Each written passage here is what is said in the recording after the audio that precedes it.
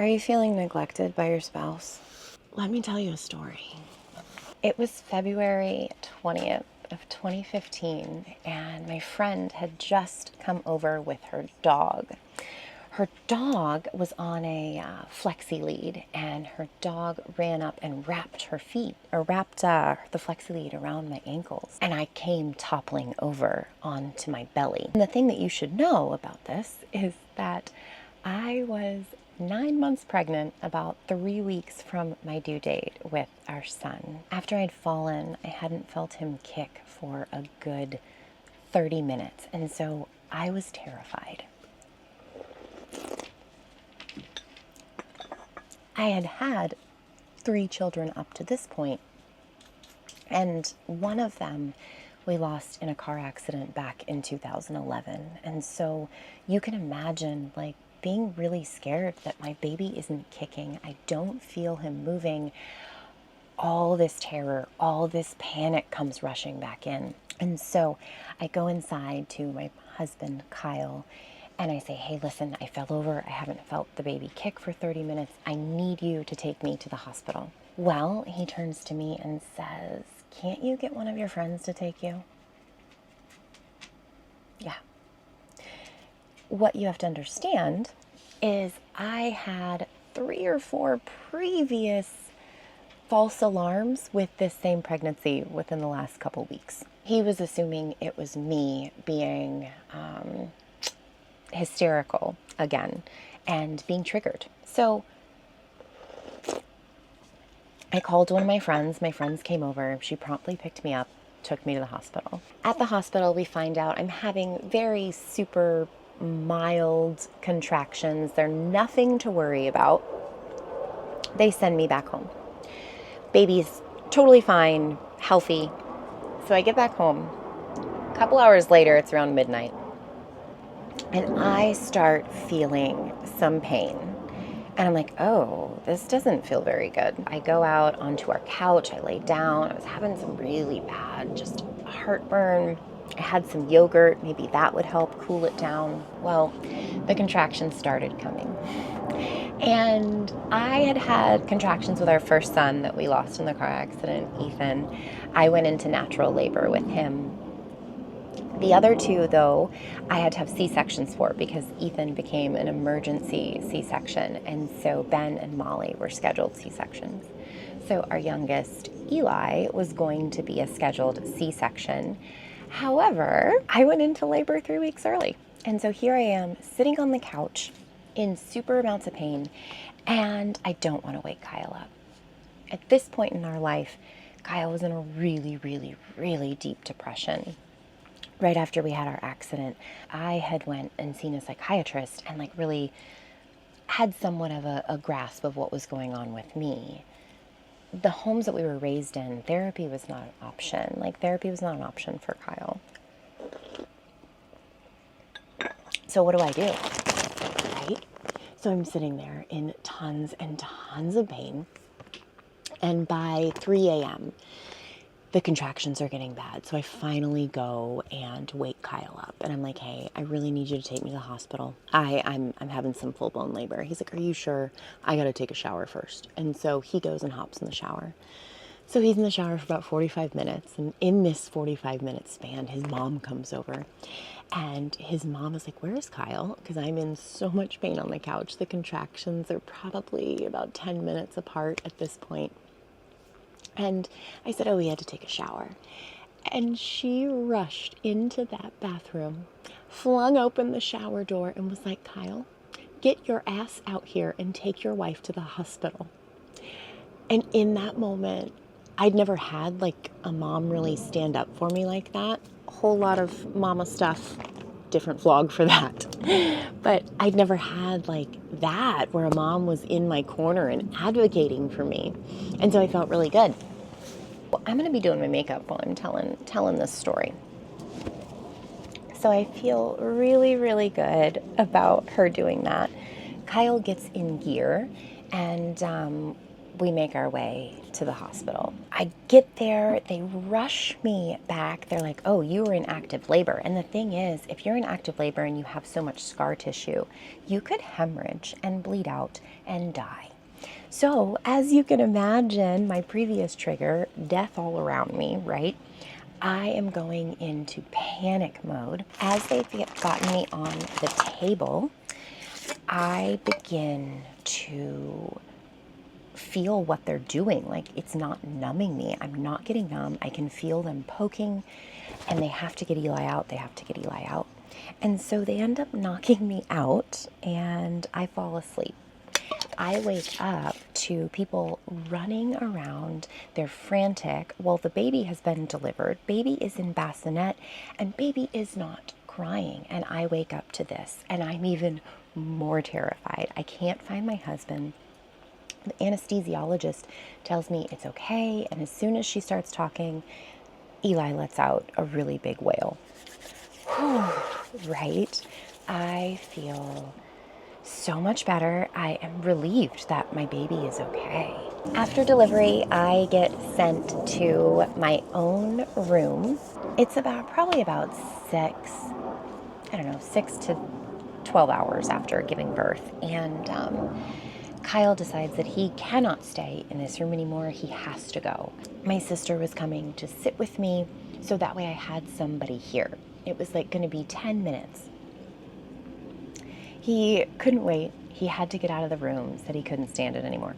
So he leaves, and I'm in there with Eli by myself. They don't have a nursery at this hospital, and so baby is with you all the time. At this point, my catheter was already taken out. So I had to go to the bathroom very badly. A couple minutes after Kyle left, I had to pee. And so I was like, oh no. So I hit the nurse button, and it was a very busy night in the hospital because the nurse said, I'm sorry, I can't help you right now. You're going to have to go on your own. We've got emergency down here. So obviously, I understand emergencies are kind of important, right? I decide this is bad enough. My sister was running late. I was like, I gotta go. And so Eli was asleep. I just nudged his little bassinet out of the way, and after having my abdomen sliced open, I proceeded to get out of bed and walk over to the bathroom and get down. And then I pee, and it felt amazing. So of course, as soon as I pee, Eli starts crying. And the pain of having to walk right after you are cut open from surgery. If you've had this pain, you know what this feels like. And to have to do it alone, it hurt so bad. And in that moment, I was exponentially resentful of my partner, Kyle. I was so frustrated that he left me there and wasn't really willing to drive me to the hospital. He was kind of disengaged for really all of my pregnancies. And again, that's a lot of unhealed trauma within him, within me. So luckily, my sister comes in and sees me there, and you can't yell at a woman that's just given birth, and you can't be mad at them either. So she promptly helped me to the bed, and about 45 minutes later, Kyle comes in and feeling very refreshed, not knowing what happened. And so that was a lot of our marriage. Care was hard to come by when it came to me because Kyle really didn't know how to give it. He had no idea how to give care. And then you couple the being in the accident that we were in that lost our son, not seeking therapy for that. There were so many underlying things bubbling under the surface. And of course, I couldn't see those then. I was hurt that my husband wasn't caring for me in a time that I needed him. And quite frankly, after that, our relationship was really declining. Adding a third baby into the mix, and we weren't going to couples therapy because raised in the homes that we were, therapy was seen as crazy, or you were broken if you went to therapy. And so we were just in this place where we were miserable with each other. So fast forward 5 years, and we're living in a bus. We have worked through so much trauma, healed so much of our relationship. And we get to this point on September 16th, 2024. And on September 16th, 2024, this particular day is the 13th anniversary of our accident that killed our son, Ethan. That week, we met with our therapist. We had protocol put in place because it's a really tough week for me. I saw what happened to him, and that's an image that's like burned into my brain. And if you've ever seen anything traumatic, you know what I'm talking about. It's awful. It can be all-consuming, and sometimes it's an image like you literally see for the rest of your life. So this particular day, this image comes up a lot, and I am really struggling, which is why we had a therapy session around it. And Kyle was really struggling. He wasn't feeling open enough to share how deep of a depression he was in.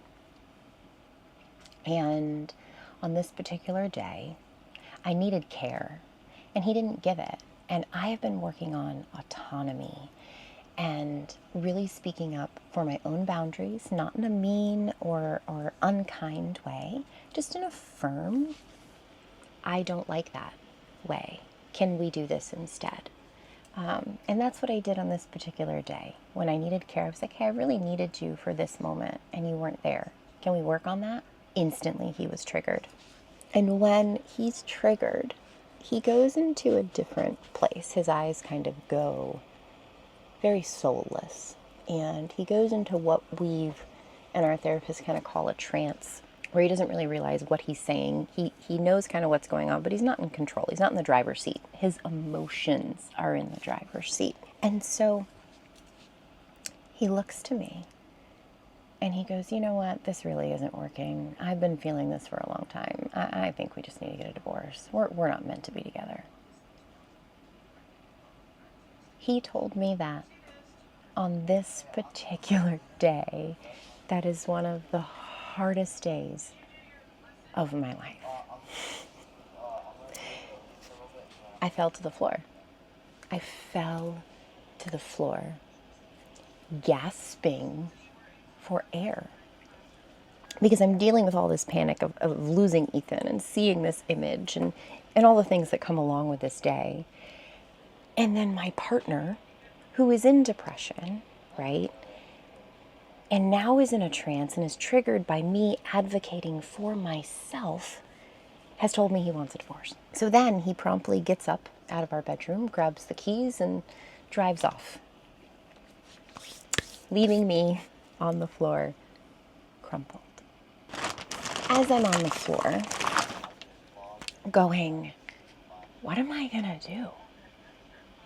How am I gonna get out of this? All I knew to do was text my therapist, and luckily she got me in for an emergency session. And really, we just talked about what I wanted. You know, she said, this is your choice. You get to decide what you want to do. Here, you get to choose your next step. And so we decided that being mean is not okay. Treating me that way in depression is not okay. Saying those things to me that he said, asking for a divorce, breaking my heart that day, was not okay. And that was a boundary for me. And so I get a text from him about an hour later saying, hey, how you doing? Okay. Usually what that means is he's out of his trance at that point. He's out of his trigger. And he's okay. But I'm most definitely not okay. I'm not feeling seen. I'm not feeling valid. I'm not feeling heard. And I am not okay. And I need my partner. And he wasn't there. So I had to decide if I still wanted him to continue being there. He decided to stay out for a little bit that day, and I stayed in the bus with the kids. And when I am in a mood, when I'm in a way, when I'm feeling big and heavy emotions, I like to clean. I don't know about you, but like I love to just mindlessly clean something because I can just work things out, get this excess energy out of my body so I can have my clarity again. And that's what I did. I was cleaning up our bedroom, and on a shelf I have a diary. And this particular diary, I don't really write in very often, right? I only write in every couple of years. And so the page that it flew open to was 2019. And 2019 was a catalyst year for us to move into a bus and all the things, right? And so I read this page, and on this page, all I wanted Kyle to do was to try. I just begged and begged. It was when we were living in a traditional house, and it was like, I just wish he would try to love me. So then I flipped to the next page. And on the next page, what I find surprises me. I flipped to the next page, and on the next page, it was actually the summer of 2021, right before we found the missing van footage. And in this diary entry, Kyle and I had been going to therapy for 8-9 months at this point, and I read it, and I was so grateful because Kyle was trying. I was writing that every day he was trying in his own way, you know, to grow, to get better, to help our couple, to mend all the trauma and to heal it. So that was my sign. That was my Jen. Kyle's been trying. He's been trying since the day he said, let's go to couples therapy together.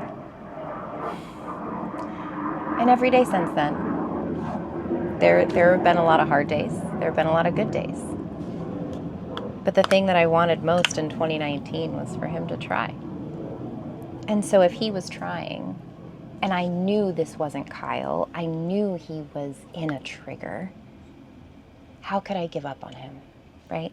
However, it needs to be said, if your partner or your spouse or whoever you're in a relationship with is not willing to try and not willing to choose you, you deserve to choose yourself and your own happiness and what's going to spark joy within you. And if that is not being with that person, then you deserve to choose that without feeling guilt. Because if they're not going to try, they don't deserve to be with you. So what did Kyle and I do?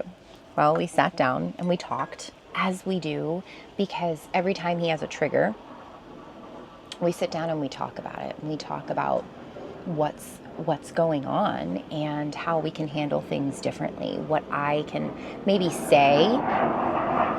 We're staying next to an airfield. A couple is a team effort. Like a couple is not singular. It's not just a one-way street. Having a healthy couple and a healthy relationship takes both people. It takes both people. And the thing about my partner is that he keeps trying. Yeah, we're going to have missteps, and yeah, we're going to have stuff that are growing opportunities and things for us to work on. We've been together for going on 19 years. 19 years. And at this stage, we're reinventing our marriage. We're curating it to this new season of our life. And we're learning communication. And that's because we got vulnerable with each other and we chose to love each other through the hard. I have panic and I have PTSD, and he's learning how to love me through that. He has depression, and I'm learning how to love him through that. The reason why people's grasses are green are because they water them. They take care of them. They cultivate them. It's like a garden. You have to put love into it for it to grow. And the same is with your relationship. You're going to have seasons of drought. You're going to have seasons of struggle. And then you're going to have seasons of growth and harvest. It's really cool knowing that I get to spend my life with someone who's willing to try. And I think sometimes willing to try gets overlooked because our ego gets in the way. My ego was a big thing I had to get over. I wasn't always right. And that's the thing. There is no right or wrong. Both experiences are valid. Both experiences deserve to be seen and heard. Neither one is wrong. Neither one is right. We can just develop protocol to grow forward. And I think at the end of the day, when we can sit down and hear the other person, really listen to them and empathize, not just sympathize. Sympathize means that you feel bad for someone.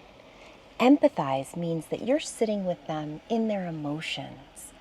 You're trying to understand their struggle. Whereas sympathize means you just really don't have the time to understand what they're going through, but your condolences, right? And so I've learned empathy with my husband and to let go of that resentment because we're both working for the same goal, right? We're both working for the same end goal of a healthy, happy couple. And at the end of the day, isn't that what all of us just really want? Both people working together to love each other through the hard. You know, I'm not a doctor. I'm not a therapist. I am a certified happiness coach and a published author. But really, I'm just a human growing through life. And I want to share the stories of my life so you can take what feels aligned to you and leave what doesn't. You don't have to listen to any of what I say, or you can listen to all of it. I'm just sharing this because I don't want you to feel so alone in your life like I felt in my struggles. I've had PTSD for 13 years, and the life experience of learning how to manage my own emotions in any moment that I'm in is huge, huge. I firmly believe I couldn't have learned that in any school. I couldn't have been taught that. I had to get my hands on it to learn what it was and how to manage it. Life is truly an individual journey. There are tools along the way, like people and friends and, cups.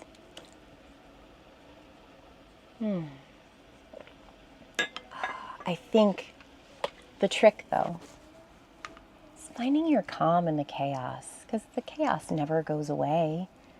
But when you get comfortable in the uncomfortable, you'll always be comfortable. I'm so grateful you're here with me, taking a little bit of your precious time and spending it in my inner world with me today. You'll never know how grateful I am for you, friend. And I really do appreciate you coming over. I am going to get the rest of myself put together. We've got a big day because we might potentially be selling our camper van. And life update. I routed the shower, and the shower should be ready by today. Kyle's got to put on the plumbing, whatchamahooza ditsy whistles, and then we have a working shower, and our bus is partially complete. So hard at work over here, living life and growing down the road with you. Thank you for being you, being here. I love you.